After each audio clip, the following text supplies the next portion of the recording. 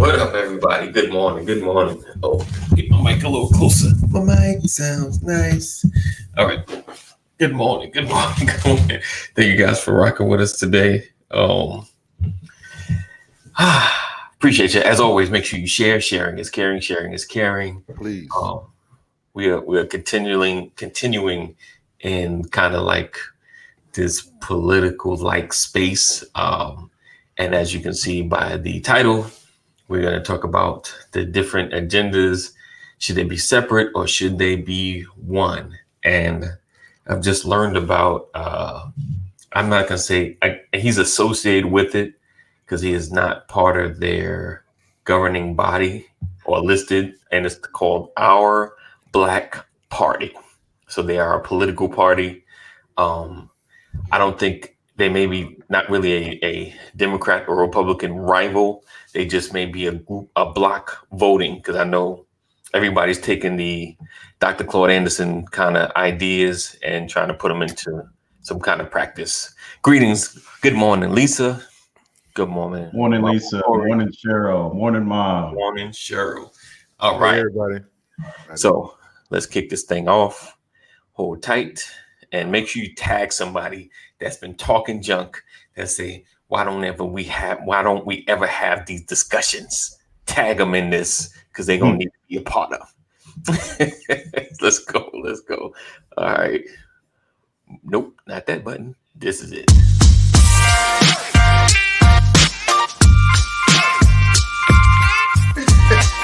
I didn't want to catch that. Good morning. Welcome to another episode. Good morning. What's up, everybody?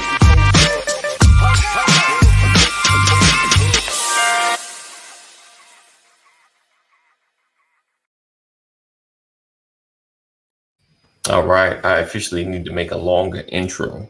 I love the intro. Don't you change nothing. That's a good intro. He said, what? I love the intro. I know, but it needs to be a little longer. Give me some time to share and go into all the groups and all that good stuff. Oh, So I'm not like looking down at my phone while we're yeah. broadcasting. All right, let's see what's going on. It happens. Okay. All right. So again, the subject or the topic today is the Black agenda versus America's agenda. Good morning, Cole. Good morning, my brother. Thank you for rocking with us. So of course, the first question, and I think Pastor kind of answered, but then, we're really going to delve into it today. But do you guys think, and this is of course you as well, Terry, do you guys think there should be a separate agenda for Black America? Should there be a separate agenda for Black America? Or should there, because I had ideas in my head, I'm like, what would be an agenda for America that both sides of America would get into, like the Patriotic American Act or something, like something that everybody could be a part of. So this is the first question. Do you think there should be like a separate agenda for Black America? I mean, be it the way society is, yeah. What up, Romello? In a minute. I wish. What's up, no? I wish. I know this is far fetched, but I wish that.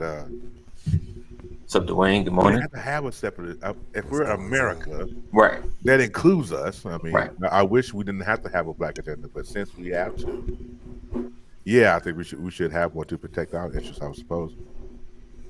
But since we're not, this is America with 3 Ks.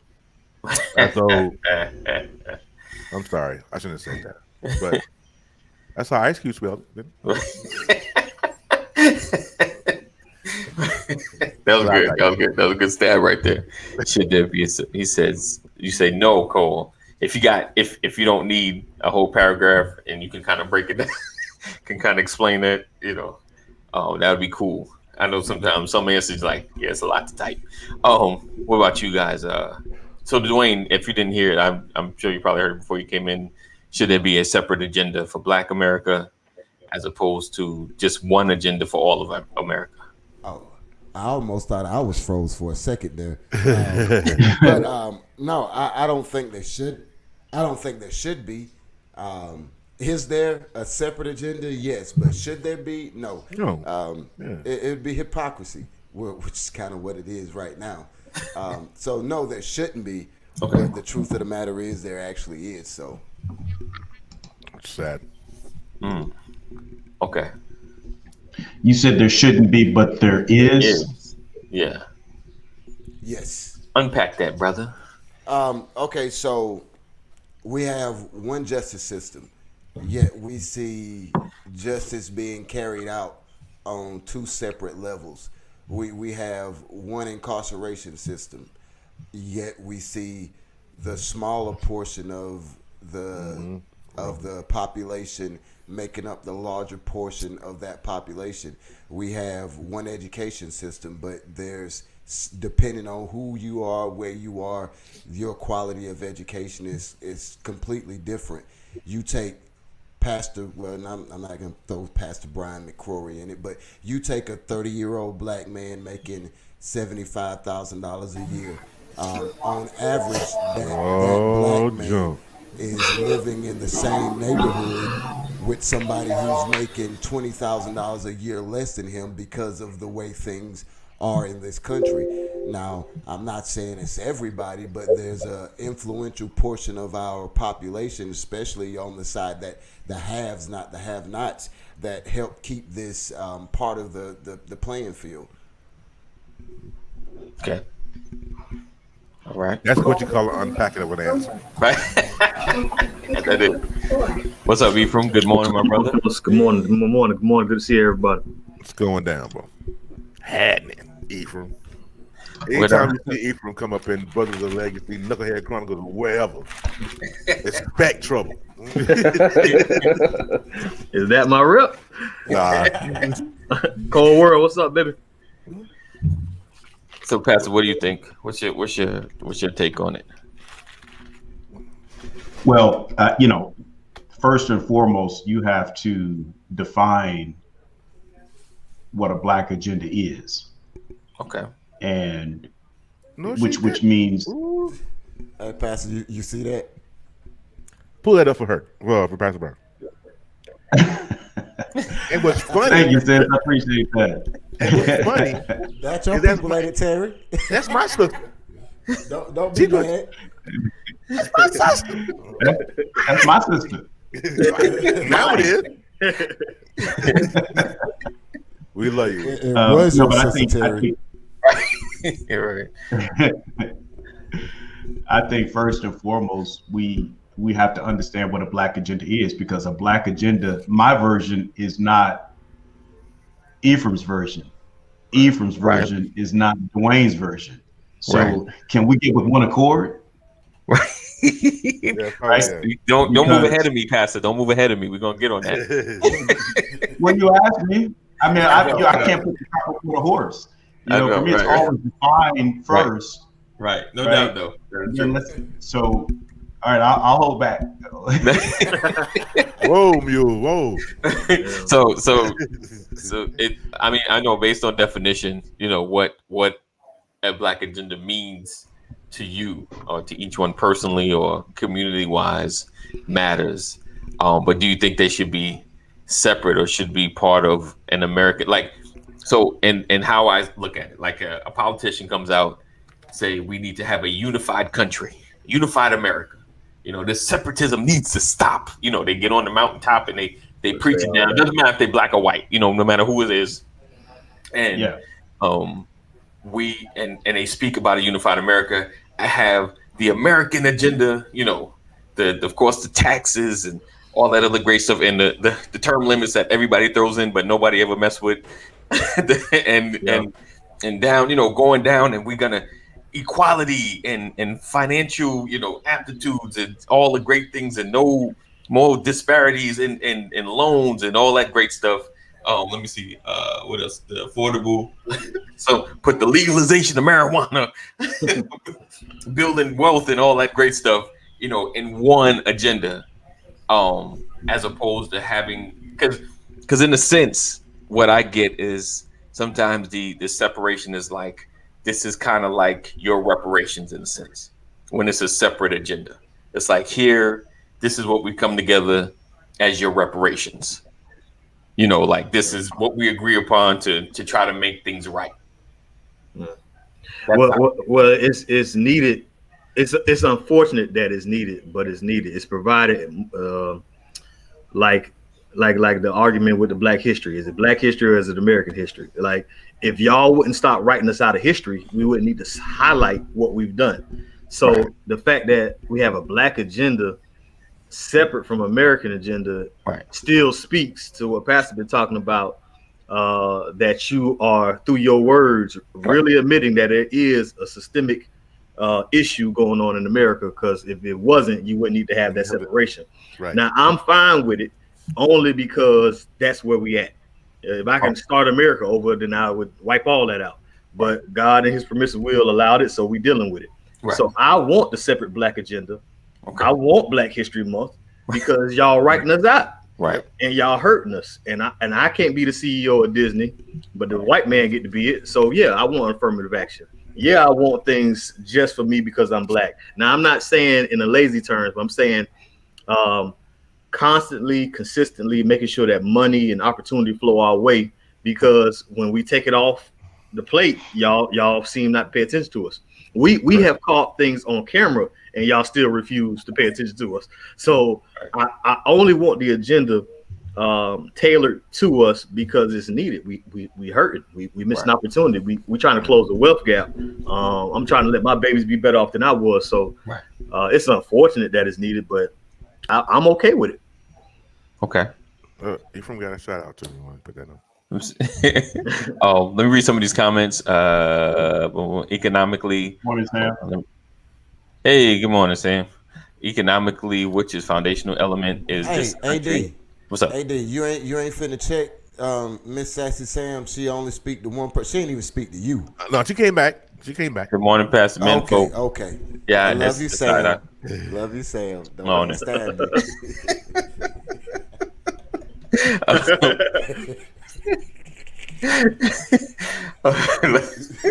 Okay, hold on. Let me get my comment. Other comment. Let's see. I'm so sorry to white America that the United States is not the Michael Jackson song, Black and White. Different cultures are going to want divergent agendas met. They history. Let's see. Ultimately, it should be like scripture: can two walk together unless they agree? However, they smile in your face. All the while, they want to take your place. Backstabbers. The only problem with having a Black agenda is every individual may not need something that someone else needs, because not every Black person deals with the same thing. That's a great point. See, I told him to hold up. The son, you ain't supposed to come in and move it forward. He said, "Hey, look, that's the bloodline. That's the bloodline. You know, if it ain't coming out of one, it's gonna come out of other." Right. He gonna slide it in there. He said, "Watch it." Don't answer that. Hey, AD, don't answer that. I don't want to break up my happy home. Hey, I'm gonna just keep on going. Let's see. The system purposely keeps us in the dark. Internet exposes them. Now we demand inclusion. So yes, BJ, absolutely right. So, going into the agenda mode, and what would a Black agenda look like for you? Like I mentioned at the beginning of the show, I just learned that Diddy has well, I won't say he started. He's promoting. Because he's not, I've looked at the chair people and he's not showed, his face is not on there. So he's more or less promoting. He's about to be proud of your son. He's dropping, someone's at the mansion. That's a mansion doorbell right there. I'm telling you. Check out the ring. That comes with a butler. Trust me. Where Jeffrey at? Don't worry about that. Let Jeffrey get that, Pastor. I'm trying to see who it is that might do it. He was like, "Hold on, do I get the good or just let that baby go check it?" Right. Listen. So let's see. Hey there. All right. So listen, real quick reset. We appreciate you guys rocking with us. It's the Brothers of Legacy. We come on every day, Monday through Friday at 9 a.m. If you've not begun to follow, make sure you're following. If you're just in the building, Make sure you're sharing as well and tag somebody that should be in this conversation, because I know there's someone talking junk about this agenda thing and they really need to be in this conversation because they can comment and we will respond. Let's see. So facts. like I said, Puffy was kind of promoting this group called Our Black Party, and they have an agenda as well. My concern with the agendas, and shout out to everyone that has written one. Shout out to all the stars and everybody of influence that has kind of produced some kind of an agenda just as a framework. Because a lot of them just say that this is a framework. Even Ice Cube, he said this is a framework for us to work from, like something to build upon. Like this is not all. This is just the beginning. Right. He says, so what he say? So Diddy's party is called Bad Boys. Roxy there? Cole, you're starting already. Take that. Sweepstakes prize. Take that.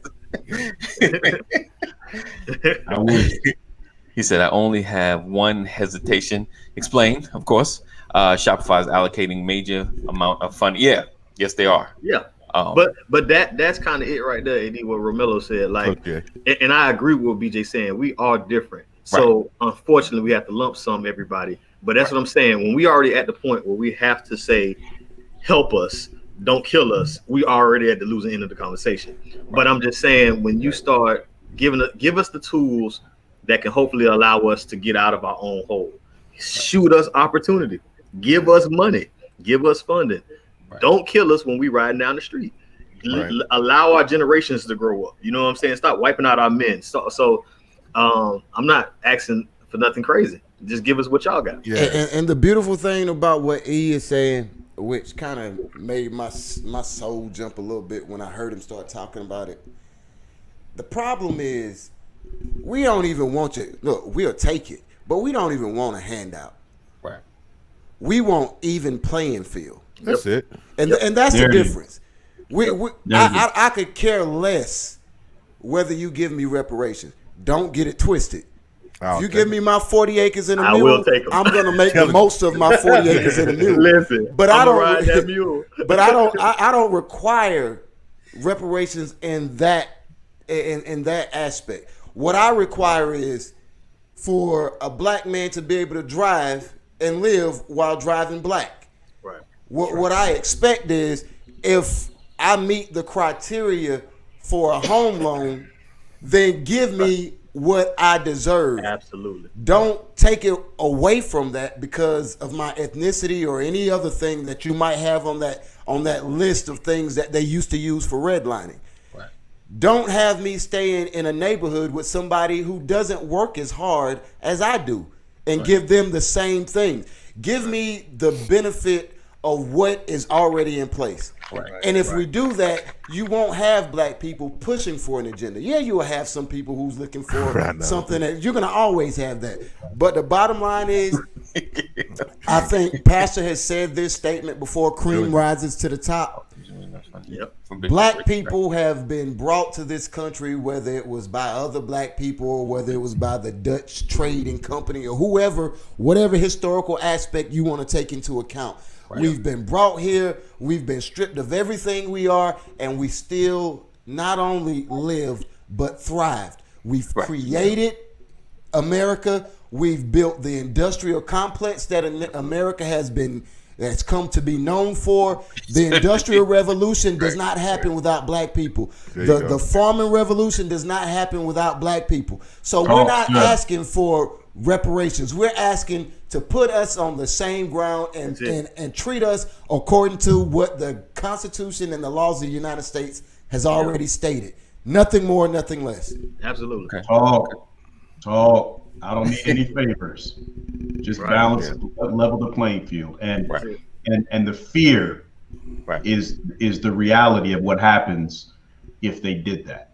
Right. That's the thing that we have to realize. You know, that's why I say that the definition is so critical.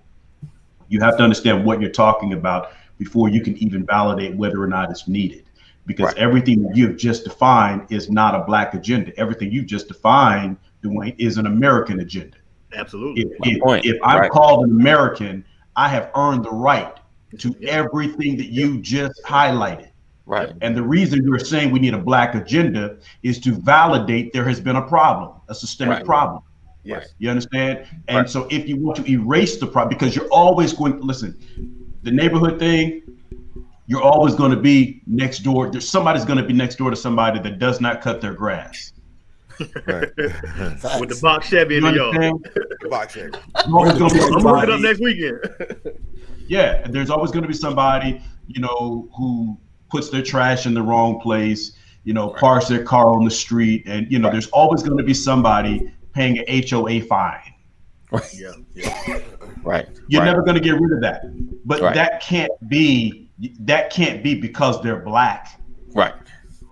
That has to be because they're lazy or irresponsible. You understand? And so so the fear is that if you level the playing field, you're going to see what favor really looks like. Right. Mm-hmm. And that's scary to them. That's scary. They fear what we're gonna do when we're in charge, and they Right. feel we're gonna do And what that's they right. done. to Their us. biggest fear. Who said it? I think it was Louis Farrakhan who said it 30 years ago. Your greatest fear is that we're going to do to you what you've done to us for over 400 years. Mhm. Yep. Right. So, all right. So, okay. So, with that being said, is it better to have an American agenda that makes it equal as opposed to a black separate agenda? Does that make sense? It makes sense. Saying it makes sense. Right. Maybe, does it? right. But The fact that you gotta America is grounded on capitalism. May the best man win. Yeah. Yeah. Right. Yeah. And so now you have to start talking about who's on whose team. Right. And that's how we got here in the first place. Right. Right. And so how do you mitigate people joining teams based on the color of their skin as opposed to based on their ability to execute? Right. How do you fix that? Yeah. That's the issue. And so again, that's why you have to have an agenda set aside, because right now we live in a world, in a nation where white folks are on the same team. Think about this. When President Obama, look what happened to the political layout, right? There was no money when Kamala Harris and Deval Patrick, what's the guy at the Northeast, the brother, the senator, Cory Booker, when they all decided they wanted to run for president, no one gave them any funding. Right. You understand? Great all candidate. they did was push all the funding towards white people, and they didn't even qualify for the final debate. Wow. There was no money. Yeah. And Cory Booker would have been a problem. That's the issue, And so what happens is you've got a stage full of white people, so that looks normal to the world. Right. Yep. Anytime they want to control something, all they do is stop funding. Right. Absolutely. Yeah. And you make an that's what we deal with. incredibly you make an incredible point, Pastor, because I'm just gonna throw a number out there, but 80-90% of every single thing that we see is about optics. Right. Yeah. And the optics are eventually biases that are ingrained into people. Like you know how much of my life I've heard black people lazy. Right. That Oh, yeah, lazy yeah, Negro. Yeah. Yeah. Right. Slaves were so important because white people couldn't work in this heat for the amount of time that we did. I mean, and if you look at the succession of most southern states, with especially Mississippi and Alabama, they specifically point out that this is a product that we can't live without. They've excelled in areas that we can't, working in the fields. Some of the hardest working people I've ever known in my life, black people. You can't. It's almost impossible. Especially black women. Yeah, it's almost impossible. Not now, but for blacks to be lazy, because you had to do everything 2 and 3 times harder just to get the same thing. It's not impossible. It's not impossible, right? But like I remember my mother, and my mother's older, but my mother worked 3 jobs and took care of 3 households, 2 that wasn't hers, her whole life. Her whole life. I learned how to cut grass And I ain't talking about my own grass. I'm talking about get that milk jug, pour out all the extra milk, rinse it out, put some gas in it, and push it through the neighborhood. And $10, $15 a yard. Right. I learned that at 9. Right. Yeah. It's optics are everything, and it's crazy. When I joined the military, when I went to other countries, when I went to Korea, and I met Koreans and I met their family and went to their homes, to see the difference in how they looked at me once they found out, oh, black people can be articulate. Oh, black people can be intellectual. Oh, black people aren't rap stars. They aren't sports athletes. It changed them because they were introduced to somebody who didn't look like the optic. Right. So America, pause. stop. Pause. What year were you in Korea? This was 2001 to 2004. Okay, 2001 to 2004, you got in the house. You got in the house in 2001 to 2004 because in 1985 and 1986, I got to the driveway in Korea. Because when I was in Korea, you weren't getting in the house. Wow. Okay, so that's a perfect example of what we're talking about, progression, right? Because in 1985, they were deathly afraid of me. Yeah. They didn't want to have anything to do with me. Okay. They only dealt with us on the streets, where they try to sell us our own music, try to sell us do-rag. You understand? Man. And they in every hood. Nowhere. We wasn't getting in nowhere. It was not happening.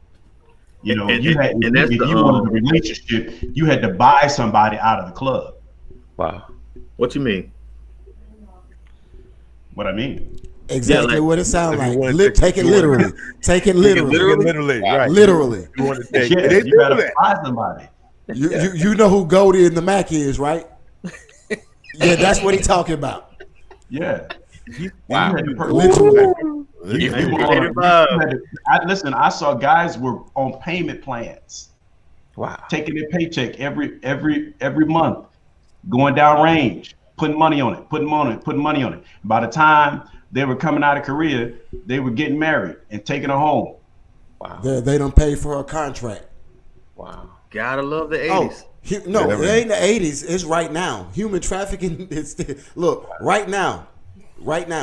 That's crazy. But to your I'm only point- saying. The only point I was trying to make is that Dwayne talks about in 2001 or 2004 progression. getting in the house, Right. Yeah. right? Right. And I'm saying in 1985, well, you weren't getting in the hut. It wasn't a house; it was a hut. I got it. You know, No doubt. and that's all I'm saying. And so that means that somebody had to come before you Right. and break down some of those barriers, break down some of those walls, Right. so that you could get the communication to another level. The relationship evolved to another level, escalated. So that's what I'm saying. And it's the same thing in America, right? You look at commercials today. Yeah. How many integrated or interracial commercials do you see today versus what you saw 20 years ago? Oh, a lot more. Yeah. Right. And homosexual. Yeah, But you think that's not intentional? Right. But that's the urgency of what we're talking about. Look at the progression we need, right? But this stuff is not happening in 13, 12 days like the election. Like change takes time. So if we're trying to close this wealth gap, if we're trying to get on an even playing field, we talking 50 plus years. Like we talking about stuff we won't even see in our lifetime, perhaps. I ain't trying to kill none of y'all today, but I'm just saying, perhaps y'all won't see none of that in your lifetime. I would. Here's why I would challenge you on that, Ephraim. Okay. I would challenge you on that by saying that right now, America has an opportunity to make a statement. Okay.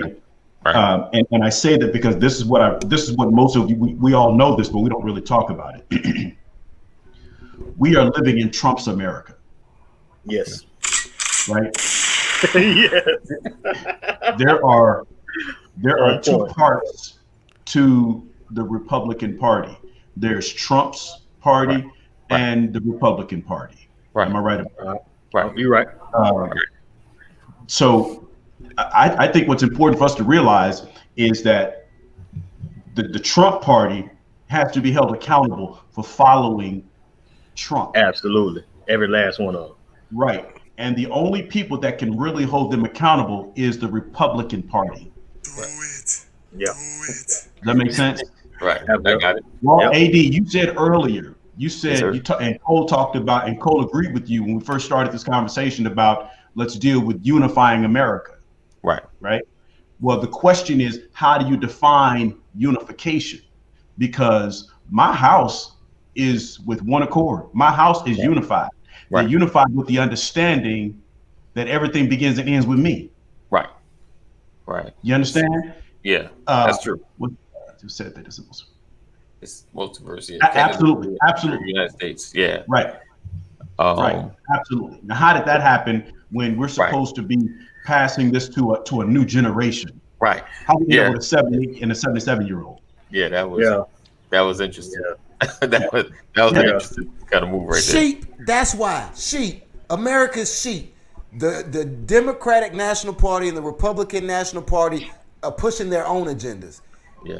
And this is the truth. That's my point. Of it. Define. That's what I'm saying. What is unity? What does unity look like? Right. See, the Democratic Party decided we're going to come together with Joe Biden as the head. Right. That's not unity to me. Right. Because Joe Biden does not represent a future that I can envision. I got you. And probably most people who are going to vote for him feel the same way you feel, and vice versa. But they're handcuffed. And that's what I meant, AD, about No, I got it. Define unification. What is it? How is that unified? defined? Yeah. What is the black agenda? What does that mean to people? We got to understand and get a single message that we can agree with. That's all. He said, I want to speak to Ephraim's point. He said 50. He was like, we might not see it in our lifetime. Let me remind us of how powerful we are. Okay? Because sometimes we forget. 1865 was the end of the Civil War. We, on paper, were told that we're now free to do our own thing. We can take our own destiny in our own hands, right? Do you know when Black Wall Street was burned down? 1921. Right. It was burned down in 1921. So that's 21 years plus what, 35 years? Mm-hmm. So from the time of its inception to its destruction was what? Let's see, 35 plus 20. Y'all got to help me out. Let's see, 30 plus the 20, and then the 5 and the 6. 56 years. Right. From the time we became free to the time they took a jewel away from us. Okay. So we went from an era where virtually no one could read. Let's say less than 15% of our entire race of people in this country could read. Right. So we went from an era where you were somebody's property. The vast majority of us couldn't read. Mm-hmm. And then you mean to tell us within 50 years, we had arguably the best economy in this country from a bunch of farmers and illiterate farmers and illiterate children. Right. We went from nothing to being able to create everything. That's doctors, that's lawyers, that's stores, that's economy, that's businesses. 50 years, we excelled and exceeded anything that anybody would have gave us a chance for. Right. And not knocking my brother E, but what he just said is the difference between us then and us now. Right. Us then, we didn't see any obstacles. Why didn't we see those obstacles? Because that was on the outside.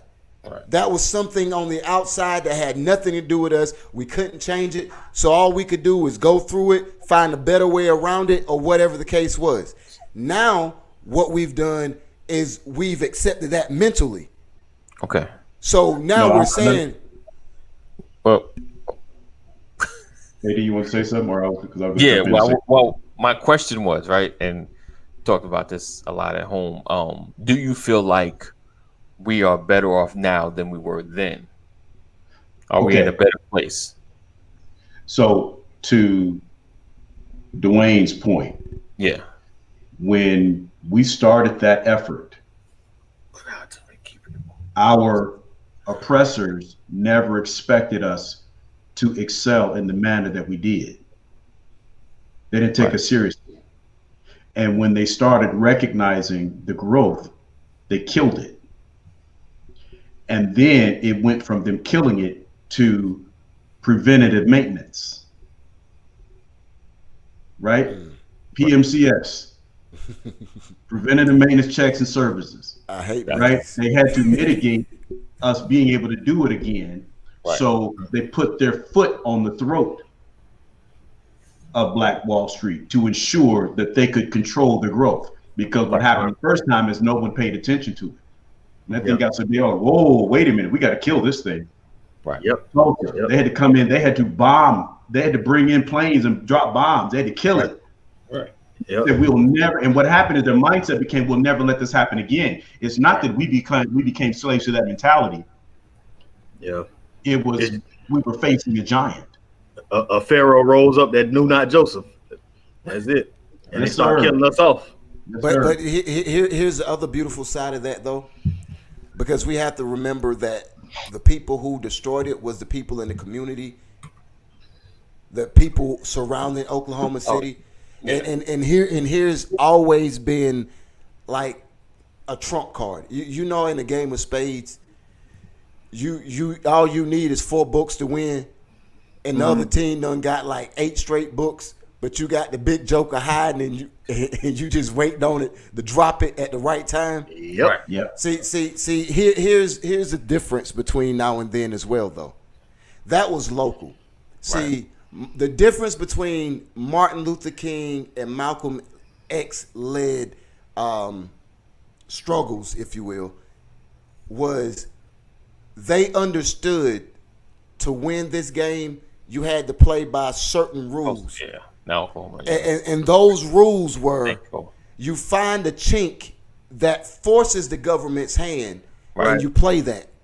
Like the bus situation. That's why they went buses first, because it made it a federal issue. And since it was a federal issue, absolutely. Since it was a federal issue, it bypassed the states, and now the federal government. Now you got to enforce these laws that the Constitution guarantees. Right. So it pitted the federal government against state government. Smart. Yes. So what we have to do is play that same game, because checkers don't work no more. We know that. Right. Checkers don't work. So, but how do you play that game today? We had to find those federal laws that guarantees those things, and then when things happen, they did, as in the people, or as Malcolm did. Who? Well, we had lawyers on board, and lawyers. It was a strategy. It was a plan. It was everybody knew their role, and everybody played their role. Yeah. Nobody was bigger than the struggle. Right. And everybody came, and the unity of it is what it was. Yes. Because now you have some lawyers who are not going to play that game because it messes with their money. Right. Absolutely. And goes back to something we talked about probably 6 months ago, that we are very quickly moving into a space where it's no longer about color, it's about classification. Yeah, right. Yeah. Class wars is why you can get a message from Ice Cube that makes it look like he supports Donald Trump. Yeah. Because I gotta protect my money. Right. So I gotta choose sides. If I have to choose sides, I'm not being impacted by low income environments because I make big money. Yeah. So truth be told, if I'm going to protect my money, I can't go to this side because they're social and they want to give everything away. Yeah. I got to stay over here and protect my money. But you can't change the color of your skin. Right? We talked 6 months ago about what happens in Washington, D.C. Right. You say make it a federal issue. That's why that rapper said you have to understand the 3 branches of government: legislative, executive, and judicial. Right? If you want to impact laws, you better have somebody in the judicial system. Right. Yeah. Definitely. Right? If you want to protect people from going to prison and all that kind of stuff, or for the wrong reason, have somebody in the judicial system. Right. If you want to set the laws, right, to protect yourself, then you have to have somebody in the legislative system. Absolutely. right? Oh, I was listening. I was ready, Pastor. I was listening. I didn't know you wanted to. Am I right or wrong? Yeah. No, you're right. You're right. And so Romello said we got to handle our own families. Put the mask on yourself. And another way of saying that is you have to know your local representation, the people that are going to office in DC to represent you. If you don't know who's in DC representing your district, then you have no power. And that's the problem. We keep, like I said, we keep looking at Donald Trump like he's the problem. No, Donald Trump is the result of the problem we have on a local level. Yes. Yeah. Yes, indeed. Yes, indeed. Let's see. Boom, boom, boom. We did that. Let's see. Do we do this? It's intentional that we not be included in the economic prosperity of this country. I'm gonna get back to that. But see, the thing is, not everyone's raised being a hard worker. So how does one teach a strong work ethic? For myself, I don't know. I don't think I was really taught it. I just saw it. This is an example in front of me constantly. The answer I've come up with so far is caring. Give them something to care about. Let them feel valued. People are willing to work hard for something if they have something to work for. It's good. Romello dropped a bomb here. He said the bodegas in our neighborhood needs to be owned by us. Yes. The thing needs to be run out. But how did that happen? But we're gonna get into that. Yeah. Oh my God. America is always going to make a statement of I'm gonna get mine, you better get yours. Self-interest is king in the United States. And he said, at least under Biden, we all have a chance. Yeah, do that up there. The oppressor will not be fair, not part of the word. I guess be sure, correct. Cole says, in a sense, we are. In another sense, we aren't better. We had a chance to see our growth, but they had to prove to Black people that the soil is coated with blood, sweat, and tears. Yeah. We keep asking for fair. That is not their intent. No. That ain't God's intent. Which I guess is why the push for the a Black agenda. He said, hold on. DOC said back in the day, it ain't nothing funny when you messing with my money. That is the name of the game. America did not fool with their money. Let's see. Boom, boom, boom. It's funny how they talk. They don't talk about the strategy of Dr. King in school. Access denied. Right, Pastor. I say that all the time. Folks need a reminder, of course, on the branches of government and how it works. He said, and unfortunately, as a community, we like a sound, smart, however, don't execute, less talk and more doing. Yes. Boom, Cole. Thank you for saying that and getting in my head. Black gentrification. Black gentrification or gentrification, period. Because like Pastor said, and we've talked about, and I totally agree that it's moving more out of race and more into class, because gentrification is more of a class thing. Because you still find upper class Blacks move into, these areas. And I think I spoke about this a couple of days ago. I was in, I drive Lyft from time to time, and I dropped the young lady off, and I was taking her to an area, and it looked very, very hood. But then we kept going, and then we crossed into another area that turned hood into like the palatials. It was like beautiful. There was trees and sidewalks and kids running around. I'm like, I was leaving not the Georgia Dome, the Mercedes-Benz Stadium one time. Right. I was passing, and then I drove. Anybody who know anything about Atlanta, the Bluff is not that far from a $1 billion stadium. So the Bluff, just in case you don't know what the Bluff is, you can find it all there: hard, white, brown, green, whatever you're looking for. If you want to buy that. Yeah, if you want to buy that, what Pastor was talking about in Korea from way, way, way back in the day, you find all that there, right? It's literally 5 minutes. Right, it's literally 5 minutes from Mercedes-Benz Stadium. Right. Yeah. So I'm driving through the Bluff. Right. And then I come out of the Bluff, and then I see these townhomes. Right. Beautiful. And I look these townhomes up. They're $400,000 a piece. Right. Yep. Let's stay by the Bluff. Right by the Bluff. And that was my experience. And I realized I picked the young lady up. Like I dropped one lady off and picked somebody up in the nice area. And I'm like, yo, where are we at? She said, Bankhead. I was like, what? And hold on, peep this. So we're chatting about certain things. I'm like, so when you're mailing something, is your mailing address and city say Bankhead? She said, no, it says Midtown. So check that out. So we're not only gentrifying, taking away available land to those that may be able to afford it, but we're also taking away tax dollars out of a town that needs it. Yep. Right. Putting it into another town that, we've been to Midtown. But that Right. goes to what Pastor's saying. That is, and you know, back before all of us was married, we did the Right. same thing with the ladies. You cut the funding. If they not doing what you want them to do, stop the money. All right. Right. So Right. when the money stops, you control whatever people. Right. And that's what I'm saying. The biggest factor to this, yes, we have to stop killing people. They have to stop killing us. But the money is the biggest difference maker. If you can flow money towards something, you can make a real big difference. And that's why I'm kind of where Cole is with the, you know, we kind of there with better opportunity and kind of not. The only thing that's unfortunate is we have been given more power to do. We have been given more power to pull ourselves out than they had back in the day. I'll say it like that.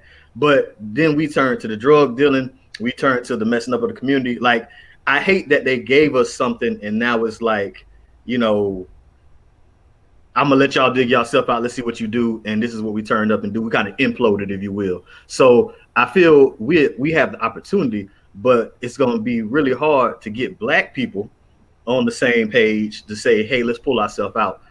Like whoever said that about the bodegas. Yes, let's go buy them. Why is there a Chinese guy in all of our malls? Why do Indian guys sell all the jewelry? Why do they own all those shelves, you know, in our neighborhoods? So because the person selling the real estate doesn't want you in the building. But through group economics, couldn't we take that back? Can we buy the hood back? Listen, first and foremost, I'll tell you something. People you know how much they had to pay in order to get the Mercedes-Benz Stadium built? You know how much they had to pay that black church to move out? Like 100, did it? Or something like that. It was insane. Was it in the millions? Yeah, it was. Yeah, I mean, they paid them so much money that they basically hit the lottery. Yeah. Because those folks, that church was 200 years old, and they were like, "We're not leaving. This is our church home." They was like, "Oh yeah, we can." Yeah. Real. Well, he told me right before he died. He told me we should move. Yeah. And so when you control the land, you control the tenant. Absolutely. And what happens is people would rather rent to you than sell you the land. Right. Because selling you the land, you're governed by the market rate. But renting to you, you're governed by my rate. Right. And I have to be tired of you in order for you to get out of there. All I got to do is jack up the rent. That's it. Right. Till you're uncomfortable. So when you say we should be able to buy it back, you can't make somebody sell you property. You know, you can strong arm them, but the last time I checked, we don't run like the mafia. But they got results. Not at all. I'm just saying that we might have to do something, and I'm not promoting the mafia, even though I love Godfather 1 and 2. But we might have to do something drastic because we're in a really tough situation. But before you can do that, what you got to realize is they were in the pockets of politicians. Okay, but Pastor, let me ask you this: where would you start? Would you give Black America $1 billion and say start here? Real estate? Do we jobs? No, I wouldn't even say that. I listen. I would be doing what I teach people to do right now when it comes to expanding the kingdom of God.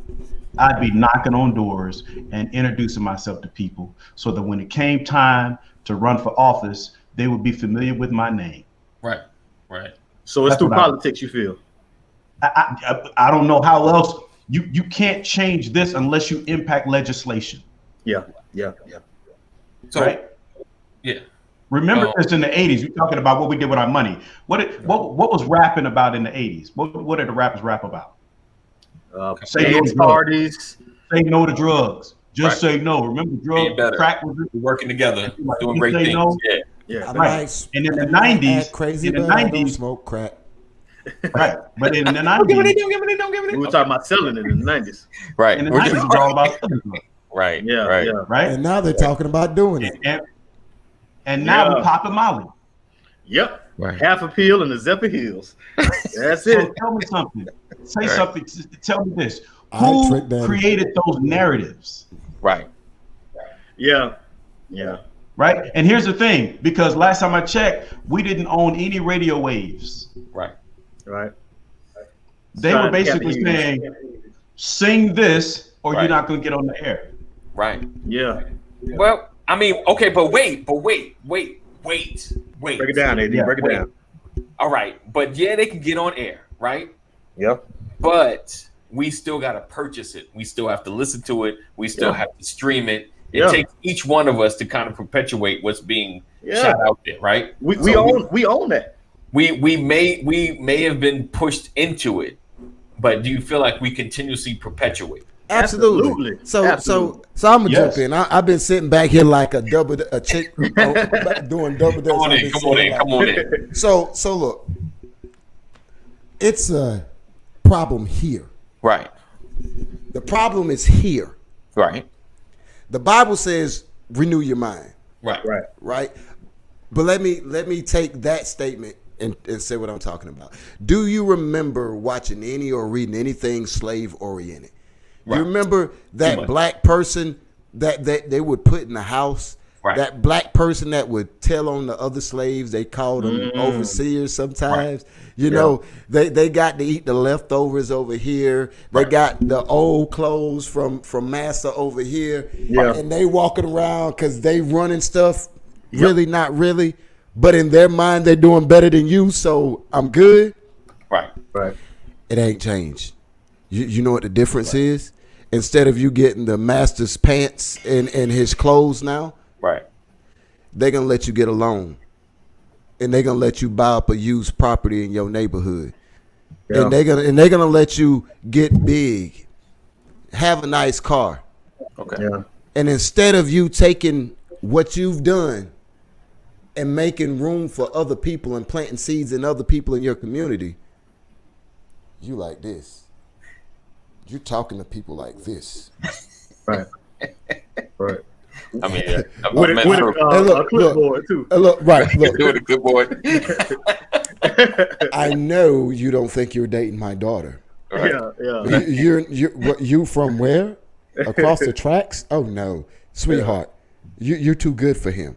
Right. And then we start to change our mind, because in a lot of black people's minds now, your standard for success All right. is what white America Thank you, E. says it is.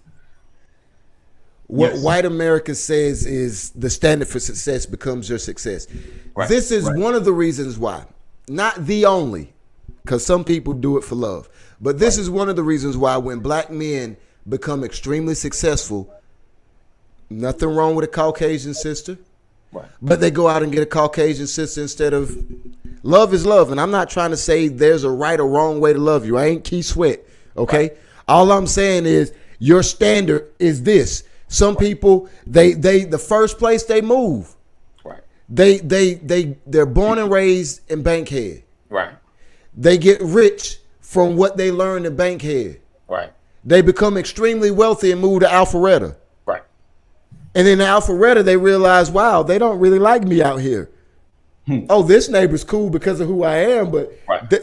I done got pulled over 5 times driving this Bentley. Right. But you don't know who I am? Our perspective has been skewed. Right. It has. We've lost who we are to an extent. But you know what though? But here's the thing. We've lost a lot of yards, but we know how we have a strong enough arm to throw the ball all the way down the field and capture back all those yards that we've lost. You know, make it last forever. I saw you walking in the rain. I saw you. Holding hand with like, all right. So Cole had put a point up there, and I hear you said we shun those like Dr. Michael Eric Dyson who are intellectual and have the power to influence things. So my question, right, and I know, and this kind of goes to, I know Pastor talks about that doesn't talk about, but when we mentioned Dr. Claude Anderson, you know, he kind of is not totally in favor of him because, you know, he's been around a long time, and I agree, doesn't seem like he's done a whole lot. But he's written books, and he's put a lot of ideas out there. So my thing is with the influence, people like Dr. Michael Eric Dyson. Do you feel like they are just people that lay a plan down, or do you think they can influence and actually make a difference and help with pulling together some of these agendas? I mean, I noticed that it's been entertainers and people of other levels of influence putting out these plans or promoting these plans. Because, like I said, with this Our Black Party, it's not his because he's not showing up as a chairman, a leader, heading it, or anything of that nature. Yet. But he is promoting it. Right, Yeah. right. I mean, I guess you're right. Until I guess he's waiting until it gets somewhere. I prophesied that one day very soon, Dr. Claude Anderson will be chairperson of such and such, a president of such and such, or right. Watch. Right. Okay, but then is that because what he's doing now yeah is he's going around knocking on doors, making his name familiar. Right. Am I right? Right. I mean, but is that a bad thing? You tell me. I mean, after serving over 50 years, he may not. He double dutch. He's waiting for his time to really jump in there. Yeah, listen, he served over 50 years. They say the same thing right now about Joe Biden. You've been in politics all this time and ain't done nothing. Right. Claude Anderson been in that position. He was in the educational system for over 30 years. Right. So yeah, I mean, we'll see. Hey, good morning. So Tupac one time said, "I can't change the world, but I can spark the mind, which can change the world." Yes. Right. Yes. Right. Which we try to do most often, at least, especially here. Just try to sometimes, kick some things out there that maybe will spark some change in certain areas, and with our reach and all that great stuff. So, going back, okay, I know it's 10:02, but it's all good. We're gonna part two this. There's a reason why. Listen, there's a reason why. Can you imagine if Jane Elliott was a black woman? I want you to imagine Jane Elliott as a black woman. How long do you think she would have lasted? I know she needed to be white. She had to be white. She had to be. Yeah. But could you imagine Jane Elliott was a white man? If she's a white man, she might be dead. Yeah. Ooh. She might be dead if she was a white man. Right. And if you don't know who Jane Elliott is, you definitely need to look her up. She has been shaking things up for decades. For half a decade. Yeah. Easy. First time I had seen her. No, half a century, my bad. Half a century, right? Half a century. Half a century. I remember seeing her on Donahue. She had the map of the world, and she was like, she showed what we normally see, and she was like, this is all wrong. She's like, why is the United States almost just as big as Africa? And then she showed what it really, she's like, Africa can hold the United States several times inside it. Right. She's like, why is it that we see these kind of For things? the same reason that they broke all the noses off the monument. Sphinx. Right. Yeah. The same reason they went into Egypt and lightened the hues inside the pyramids. Wow. Yeah. All of those things. Yeah. But I'm a soldier, and as a soldier, she's been around a while. She's been around. And as a soldier, I'm gonna tell you something that being an intel analyst has let me in on a lot that happens in America. Because being an intel analyst, I had to see the planning, the strategizing, the war gaming, and all of that stuff prior to just kicking in a door. Right. You had to see how the logistics works with the communications. You had to understand why PSYOPs were needed here. You had to understand why you softened this area with aerial bombardment before you put boots on the ground. Right. And being a soldier and seeing the strategy, the problem with us is we rarely strategize as a whole. You get a group of people that starts doing it. You get an Ice Cube that starts doing it. You get people like that. And then what happens next is instead of let's get on board and put everybody in place so we can make this happen, right? You get the one that's like, man, y'all some Uncle Toms. Oh, I see. You just trying to take care of you. Right. Oh, you ain't really thinking about black people because we ain't even got those problems over here. Everything is strategy. Yeah, but it's, you know what? I'll tell you something. It's time out for that, and the problem is that we don't have. I don't want to say henchmen. We don't have the security to quell those voices, Right. right? Because somebody has to be there to tell that person to shut your mouth, Right. right? And that's just true, because you're always going to have haters out there. You're always going to have haters. But Right. what I tell people, silence is as deadly as committing the one who committed the crime. Right. Right. Right. And that's the problem that we have. When I have these conversations with my Caucasian counterparts, Right. I said, you can say this to me all day long. I said, I need you to take it back to your neighborhood and tell your friends at your barbecue.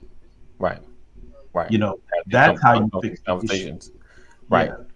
Yeah. One race movement, which is chaired by a white man partnering with black people and other people throughout the community. I said, that's how you affect change. And when you get enough people who don't look like you to be indoctrinated into your perspective and into your mission, then you can affect change. We as black people, we can sit here and shout all day long. But the reality is, for all the people that are saying, we want ours, just give us this. Let me remind you of the city of Nineveh, who was the most impregnable city. You could not get in there. It was a city. It was a circular city. The city was round, had walls so high you could not get over them, and on top of the walls, they were so wide that you could ride 10 horses and chariots side by side across on the top of the walls of the city of Nineveh and ride around. There was one entrance and one exit, one river flowing through, one waterway flowing from one side to the other side of Nineveh. You couldn't get in if they didn't want you in there. So what did Nebuchadnezzar do? Nebuchadnezzar said, okay, we can't get in there, so let's shut off the water supply. Right. We can't get in there, but we won't let anything else get in it. We won't let supply. So it got to the point where they starved. I'm sorry, AD, you gonna say something? No, go ahead. Finish your thought. They cut off all the supplies going into the city. So all they had was what was within the walls. And it got to the point they were starving so bad they started eating each other.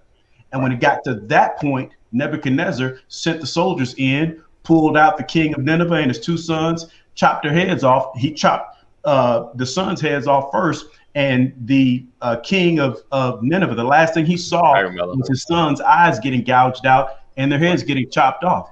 Right. And so that's what happened. And so when you start arguing and saying, we want our own, okay, they'll let you have your own. Then they choke you from the outside. Right. Keep you from getting it. I'm kind of bootlegging on the Instagram right now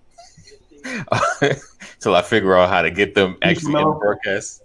One of my brothers said, with the barbecue assessment where you're talking to your white brothers and sisters and tell them to take it back to their barbecues, he said, and actually hold them accountable for their friends and families admitted racism, kind of checking them on things when they know things don't sound right. And like you said, silence is being complicit. It's complicit. And honestly, even in our own neighborhoods, when we're silent about things that are being said, sometimes we're complicit when we don't check them or at least say something, speak up about certain situations, and you're right. The whole enclosure. And that's what I think about too, being so enclosed that we hurt ourselves, but do you feel like, can there be some level of kumbaya?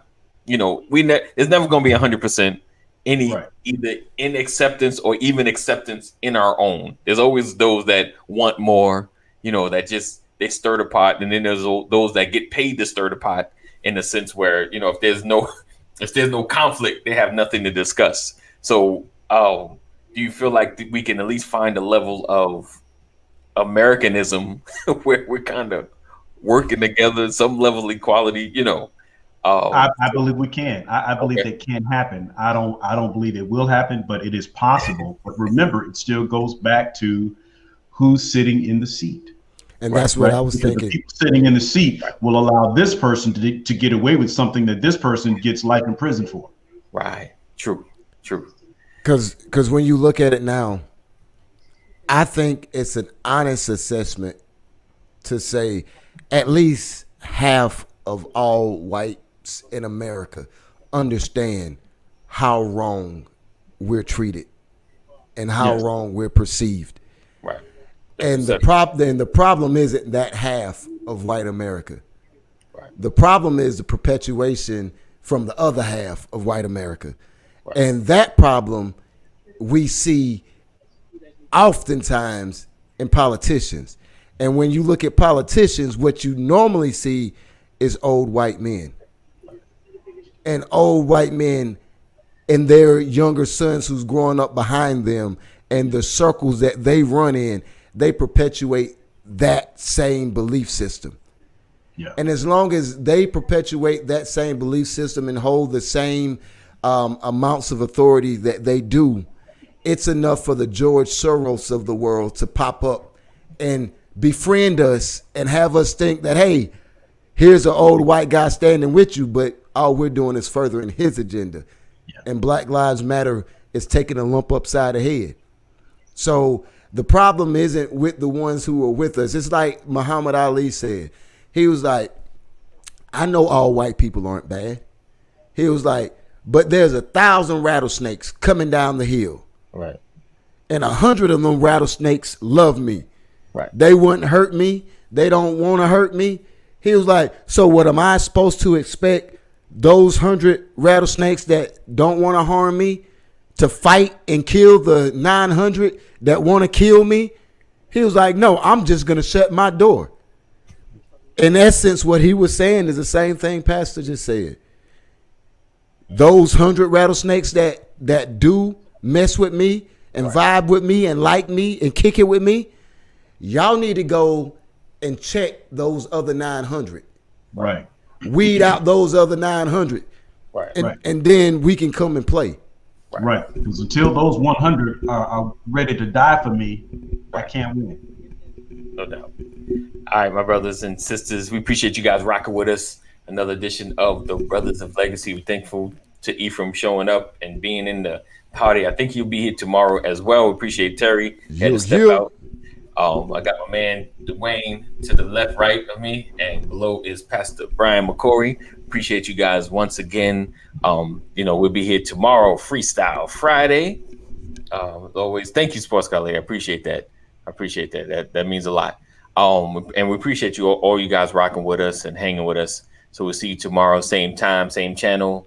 And be sure to share. Sharing is caring. Make sure you share. You can share right now. Oh man, you done bust some comments out late, but I'll get them.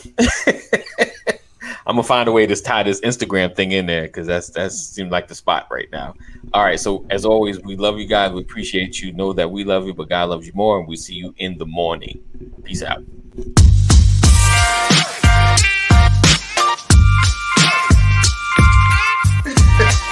I didn't want to catch that morning. Good morning. Welcome to another. Good morning.